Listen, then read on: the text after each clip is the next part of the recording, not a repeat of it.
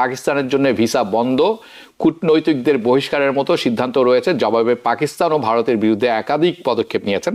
জানানো হয়েছে ভারত আর পাকিস্তানের আকাশসীমা ব্যবহার করতে পারবে না, সব ধরনের বাণিজ্য বন্ধ থাকবে। ভারত যে অ্যাটেনশন পাচ্ছে আমেরিকার কাছ থেকে, তার কোনোমাত্র পাকিস্তান পাচ্ছে না, কোনো অ্যাটেনশনই নেই। বলে this was a ploy to draw India আমেরিকার অ্যাটেনশন। That's number one. যে 26 জন নিশ্চিত হয়ে মারা গেছেন তার প্রায় সবাই হিন্দু, এবং হিন্দু বলেই মারা গেছেন। 96 সালের নির্বাচনের ল্যান্ডস্কেপটা যদি আমরা দেখি, সেখান থেকেই বিএনপি জামাতের জোটটার মানে উৎপত্তি। ভারত শাসিত কাশ্মীরের পেহেলগামে পর্যটকদের উপর বন্দুকধারীদের হামলার ঘটনায় ভারত পাকিস্তানের মধ্যে উত্তেজনার চরমে এখন। দুপক্ষই প্রতিশোধমূলক পাল্টাপাল্টি পদক্ষেপ ইতিমধ্যে নিয়েছেন। মঙ্গলবারের ঘটনার পর দ্রুত কতগুলো সিদ্ধান্ত জানায় দিল্লি, এবং এই তালিকায় সিন্ধু পানি বন্টন চুক্তি স্থগিত, প্রধান সীমান্ত ক্রসিং বন্ধ করে দেয়া, পাকিস্তানের জন্য ভিসা বন্ধ, কূটনৈতিকদের বহিষ্কারের মতো সিদ্ধান্ত রয়েছে। জবাবে পাকিস্তান ও ভারতের বিরুদ্ধে একাধিক পদক্ষেপ নিয়েছেন। জানানো হয়েছে ভারত আর পাকিস্তানের আকাশসীমা ব্যবহার করতে পারবে না, সব ধরনের বাণিজ্য বন্ধ থাকবে। এছাড়াও হালকা করে বলা হয়েছে, আমি জানি না কতখানি এটির সত্যতা আছে, আমি একটু দেখতে হবে, যে 72 সালের সিমলা চুক্তি স্থগিত ঘোষণা দিয়েছেন। সেটি 72 সালে, রাইট, সেটি সিমলাতে হয়েছিল ইন্দিরা গান্ধী এবং ভুট্টোর মধ্যে, দুঃখিত, বাংলাদেশের স্বাধীনতা যুদ্ধের ঠিক পরপরই। খুব strange timing, to be honest with you. আমার প্রশ্ন আপনার কাছে হাসান ফেরদৌস, এই যে আক্রমণটি এখনো হলো, এই আক্রমণের ব্যাপারে আপনার কি মনে হচ্ছে যে এটি কে স্পন্সর করতে পারে? টাইমিংটাও খুব স্ট্রেঞ্জ, কারণ জেডি ভ্যান্স, আমেরিকার ভাইস প্রেসিডেন্ট, তার পত্নীকে নিয়ে সেখানে আছেন, উষা ভ্যান্স। অনেকেই বলবেন যে এই আক্রমণটা একেবারে হাওয়া দিয়ে হয়নি। এটি আপনি কিভাবে ব্যাখ্যা করছেন? ভাই, প্রথম কথা হচ্ছে যে আমাদের এই আলোচনা সবার আগে এটাকে কন্ডেম করতে হবে। জি, নিরপরাধ মানুষ যারা যুদ্ধের সঙ্গে জড়িত নয়, রাজনীতির সঙ্গে জড়িত নয়, তারা নিহত হয়েছে। যে 26 জন নিশ্চিত হয়ে মারা গেছেন তার প্রায় সবাই হিন্দু, এবং হিন্দু বলেই মারা গেছেন। তার মানে ধর্ম এক এলিমেন্ট হয়ে এখানে এসছে। আমাদের প্রথম কাজ হবে এই সন্ত্রাসী আক্রমণকে নিঃশর্তভাবে কন্ডেম করা। সাধারণ লোককে কোনোভাবেই মারা যায় না। রাজনৈতিক ব্যাকগ্রাউন্ড থাকতে পারে, কাশ্মীর নিয়ন্ত্রণ জানি আমরা, সেখানে দেশের মানুষ যুদ্ধ করছে থেকে, সব জানি আমরা, কিন্তু নিরপরাধ এরা টুরিস্ট, সবাই অন্য দেশ থেকে এসছে, অন্য শহর থেকে এসে তাদের হত্যা করা হয়েছে, এটা গ্রহণযোগ্য নয়। তো এখন কেন হলো, আমি 3টা কারণ আপনাকে বলি। 1 নম্বর কারণ আপনি বলেন জেডি ভ্যান্স এই মুহূর্তে তখন আমেরিকা ভারতে ছিলেন। আপনি লক্ষ্য করে দেখবেন যে মার্কিন যুক্তরাষ্ট্র প্রশাসন কিন্তু পাকিস্তান নিয়ে কোনো কথাই বলছে না। কোন পাকিস্তান ছিল তার ঘনিষ্ঠ বন্ধুর একটি। ভারত যে অ্যাটেনশন পাচ্ছে আমেরিকার কাছ থেকে, তার কোনোমাত্র পাকিস্তান পাচ্ছে না, কোনো অ্যাটেনশনই নেই। বলে this was a ploy to draw India আমেরিকার অ্যাটেনশন। That's number one. নাম্বার 2, সবচেয়ে বিগেস্ট কারণ হচ্ছে, আমি বলি, পাকিস্তানের মিলিটারি খুব অজনপ্রিয় হয়ে পড়েছে একাধিক কারণে। পাকিস্তানের ইকোনমি খুব খারাপ, আমরা জানি সেটা। ইমরান খান সবচেয়ে জনপ্রিয় পলিটিশিয়ান ভারত পাকিস্তানের, আর্মির কারণে জেলে বসে আছেন। আপনাকে আরেকটা কথা জানাই আপনাকে আমি, পাকিস্তান মিলিটারি অল্প কিছুদিন আগে 1 মিলিয়ন একর জমি পেয়েছে লিজে, শস্য খেতি করবার জন্য, এবং এই বেসিক্যালি অ্যারিড এলাকা, অনুর্বর এলাকা, সেখানে পানি আনবার জন্য 3টি বড় নদী খনন করা হবে, যার ফলে ক্ষতিগ্রস্ত হবে মূলত পাঞ্জাবের কৃষকরা। ফলে কৃষকরা খুব ক্ষেপে আছে মিলিটারির উপরে, আমার পানি তুমি নিয়ে নিচ্ছ। অ্যাজ এ রেজাল্ট পলিটিক্যালি খুব খারাপ অবস্থায় আছে পাকিস্তান আর্মি। পাকিস্তান আর্মি বরাবরই একটা সুযোগ গ্রহণ করে, ভারত হচ্ছে তাদের একটা পাঞ্চিং ব্যাগ। ভারতকে আক্রমণ করা মানে তার জনপ্রিয়তা উঠে যাওয়া। এই ঘটনার 1 সপ্তাহ আগে পাকিস্তানের আর্মি চিফ আসিম মুনির কি বলেছেন, ভাষণটা শুনতে হবে। আসিম মুনির বলছেন যে কাশ্মীর হচ্ছে আমাদের ধমনী, একদম জগুলার ভেইন তিনি বলছেন কাশ্মীর। 2 নম্বর, আমরা হিন্দু মুসলমান সম্পূর্ণ ভিন্ন, আমাদের মধ্যে কখনো শান্তি হবে না, ওপেনলি এক সপ্তাহ আগে তিনি বলছেন। এবং অনেকে ভাবছে যে আসিফ মনির সাহেবের এই বক্তব্যটা purely political, aimed at instigating those who are separatists এবং those who are terrorists। Pakistan এর আগেও কিন্তু টেরর আক্রমণ করেছে, আমরা জানি যে কিভাবে লস্কর-ই তাইবা যে গ্রুপটার কথা বলা হচ্ছে এখন, সেই গ্রুপটা যে পাকিস্তান দ্বারা নিয়ন্ত্রিত, পাকিস্তান আইএসআই দ্বারা নিয়ন্ত্রিত, তা তো আমরা জানি, এটা কোনো গোপন ব্যাপার নয়। ফলে কোয়াইট লাইকলি পাকিস্তানের সেনাবাহিনী নিজের সম্মান পুনরুদ্ধারের জন্য এই আক্রমণটা করছে। এখন ইন রেসপন্স কি হচ্ছে, আপনার প্রথম যে কথা ছিল, ইন রেসপন্স যে ব্যবস্থা ভারত নিয়েছে তা কিন্তু একটা যুদ্ধ ঘোষণাই। সিন্ধু নদ চুক্তি 1960 সেই চুক্তিটা আপাতত রদ করা হচ্ছে, ঠিক যেভাবে পাকিস্তান সিমলা চুক্তি রদ করছে সেভাবে তারা রদ করছে ভারত সিন্ধু চুক্তি। এখন সিন্ধু চুক্তি আমাদের গঙ্গা চুক্তির মতোই, যদি পানি নিয়ন্ত্রণ করে ভারত, তার ফলটা কি হয় পাকিস্তান বুঝতেই পারছেন। 6টি নদী এই চুক্তি দ্বারা নিয়ন্ত্রিত, তার 3টি নদী পুরোপুরি ভারতের নিয়ন্ত্রণে, এবং এই 3টি নদী এন্টায়ারলি পাঞ্জাব দিয়ে প্রভাবিত হয়। পাকিস্তান বলেছে এটা বেসিক্যালি একটা যুদ্ধ ঘোষণামার বিরুদ্ধে। শেষ কথা বলি, আপনি দেখেছেন যে কিভাবে ভারতের পত্রপত্রিকায় পলিটিক্যাল লেভেলে ডিমান্ড করা হচ্ছে যে অ্যাকশন চাই আমরা, যুদ্ধের উন্মাদনা বাড়ছে, এবং এটা রাজনৈতিক দিকও আছে।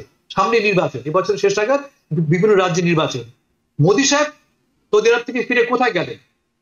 তিনি ভাষণ দিল্লিতে দেননি, কেউ তিনি গেছেন বিহারে নভেম্বরের নির্বাচন। বিহারে যে তিনি কি বলছেন আমি দেখে নেব, ইটস পিওরলি পলিটিক্যাল স্টেটমেন্ট। তার জন্য একটা সুযোগ তৈরি করে দিয়েছে, কে দিয়েছে ভিন্ন কথা, কিন্তু it is an opportunity for BJP to score big games in West Bengal and in Bihar. এর দুটো দিক, রাজনৈতিক এবং সামরিক, এবং দুটি জায়গাতে তারা খুব একটা জনপ্রিয় না, খুব একটা সুযোগ করতে পারছেন না, দ্যাটস ফর শিওর। আমি আপনি যে কথাগুলি বলেন তার পরিপ্রেক্ষিতে কয়েকটি কথা বলি। আমি গত মাসে পাঞ্জাবে গিয়েছিলাম, পাকিস্তানের পাঞ্জাব, ইন্ডিয়ার পাঞ্জাব না। সেখানে অনেক মানুষের সাথে আমি আলাপ করেছি, তাদের জিজ্ঞেস করেছি যে এই আর্মি শাসনের ব্যাপারে তোমাদের মতামত কেমন। তো তাদের কথা হলো যে তারা আসলে আর্মি শাসন চান না, কিন্তু আর্মির এতটাই কন্ট্রোল সারা দেশে যেটার বাইরে থাকা সম্ভব না। তারপরে আমার একটি প্রশ্ন ছিল যে ইমরান খান কেমন ছিলেন শাসক হিসেবে, প্রাইম মিনিস্টার হিসেবে। এই ব্যাপারটিতে আমি একটা বড় ধাক্কা খেলাম সেখানে। তারা বললেন যে ইমরান খান যখন ছিল তখন ইনফ্লেশন অনেক উপরে চলে গিয়েছিল, জিনিসপত্র দাম হাতের বাইরে চলে গিয়েছিল, এবং রাস্তাঘাট খুব নোংরা থাকতো, ভাঙাচোরা থাকতো। আপনি আসেন দেখেন, এবং আমি আসলেই যখন সেখানে ছিলাম আমি শহর এবং শহরের বাইরে মাইলের পর মাইল আমি ড্রাইভ করে দেখেছি, রাস্তাঘাট কিন্তু খুবই পরিচ্ছন্ন, পরিষ্কার, এবং ময়লা নেই। মানে ওয়েস্টার্ন ওয়ার্ল্ডে যেভাবে পাকিস্তানকে প্রকাশ করা হয় তার ধারে কাছেও নেই, যেই আমার দেখা। দিস ইজ লাস্ট মান্থ, গত মাসের কথা বলছি আমি, এবং অনেকের সাক্ষাৎকার আমি নিয়েছি। এটি একটি ব্যাপার। এই ঘটনার পর অনেক হিন্দু আছেন যারা কাশ্মীর অথবা ওই অঞ্চলে, যারা বলছেন যে এই আক্রমণে বেছে বেছে হিন্দুদের মারা হয়েছে, কথাটি সঠিক নয়।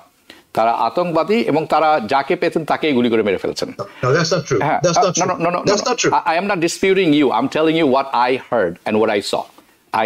I'm not saying I disagree with what you just said. আমরা 26 এর নাম পেয়েছি আমরা। Okay. Again, no, that's okay. Again, I'm not disputing your facts. I'm telling you what I saw. So that's the 2 cents I have to put in. আমাদের সময় কমে আসছে, আমি একটু বাংলাদেশ প্রসঙ্গে যাব। ইটস ভেরি ইম্পর্টেন্ট যে বাংলাদেশ প্রসঙ্গে যাওয়া দরকার। আমি নকিবুর রহমান আপনাকে আর পাকিস্তানের ব্যাপারে কোনো প্রশ্ন করছি না। বিএনপি জামাত মিটিং হয়ে গেল লন্ডনে, এবং অবস্থা দৃষ্টিতে মনে হচ্ছে যার এটা অত্যন্ত গুরুত্বপূর্ণ একটি কথা হয়েছে, এবং দেখা যাচ্ছে তাদের মধ্যে যে গ্যাপ তৈরি হচ্ছিল, অনেকে বলছিলেন বিভিন্নভাবে, এই তাদের বক্তব্য থেকেও সে উঠে আসছিল, সেই গ্যাপটি হয়তো কমে আসছে অথবা অনুমিত হচ্ছে যে কমে আসছে। এটি আসলে আপনি কিভাবে দেখেন, এবং এটি কি আইডিয়াল কিনা তাদের জন্য, আবার তারা কি যুগ্মভাবে আগামী যে নির্বাচনের কথা বলা হচ্ছে সেখানে যাবেন কিনা? প্রথমেই আমি বলে নিই যে যুগ্মভাবে নির্বাচনে যাওয়ার সম্ভাবনা আমি দেখি না, মানে জিরো। তবে আমি যেটা অবজার্ভ করেছি সেটা হলো যে আপনি যেটা রেফারেন্স দিলেন যে এই মাসের সম্ভবত 5ই এপ্রিল জামাতের আমির ডক্টর শফিকুর রহমান সাহেব ব্রাসেলসে গিয়েছিলেন মেইনলি ইউরোপিয়ান ইউনিয়নের একটা ইনভাইটেশনে।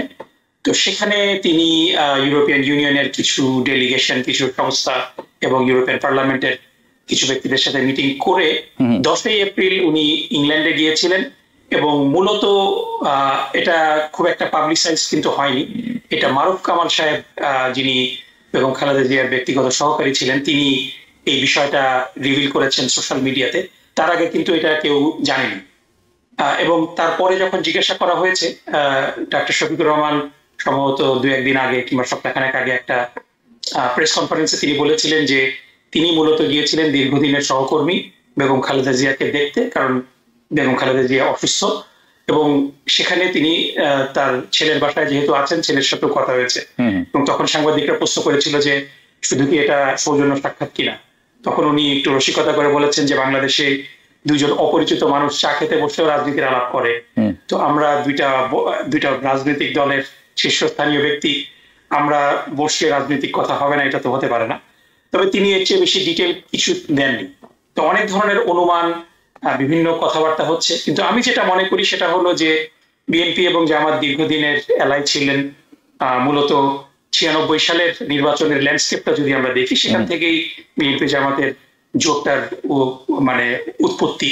সেখানে প্রায় 120টার মতো আসন ছিল, যে আসনগুলোতে আওয়ামী লীগ এবং বিএনপির মধ্যে ভোটের ব্যবধান 5 থেকে 10,000 ভোটের মধ্যে। এবং ইকুয়েশনটা এরকম ছিল যে প্রত্যেকটা আসনেই জামাতের ভোট কমপক্ষে 5 থেকে 25,000 পর্যন্ত ভোট ছিল। সো এই ভোটটা যদি যোগ করা হয় তাহলে পরে এই 125টা সিট আওয়ামী লীগ কম পাবে। এবং এখান থেকেই কিন্তু 1997-98 সালে আওয়ামী লীগের যে একটু দমন নিপীড়ন বিরোধী দলের উপরে, সেখান থেকেই কিন্তু বিএনপি এবং জামাত ঘনিষ্ঠতা অর্জন করে এবং তারা একটা জোটবদ্ধভাবে নির্বাচন এবং বেসিক্যালি ক্ষমতায় যাওয়ার একটা সরকার গঠনের একটা সিদ্ধান্ত নেয়। এবং সেটা থেকে 2001 সালের নির্বাচন, এবং তারপরে 2008-এও তারা একইভাবে নির্বাচন করেছেন। এবং তারপরে history we all know. So এই আন্দোলনের মধ্যে বিভিন্ন পর্যায়ে বিএনপির সাথে জামাতের একটু দূর একটা ডিস্টেন্স তৈরি হয় বিভিন্ন কারণে। এবং এই কারণগুলা খতিয়ে দেখতে গেলে মানে it will be some PhD thesis, যে কি কারণে আদর্শগতভাবে বিএনপি জামাতের মধ্যে কিছু মিলও রয়েছে, কিছু অমিলও রয়েছে।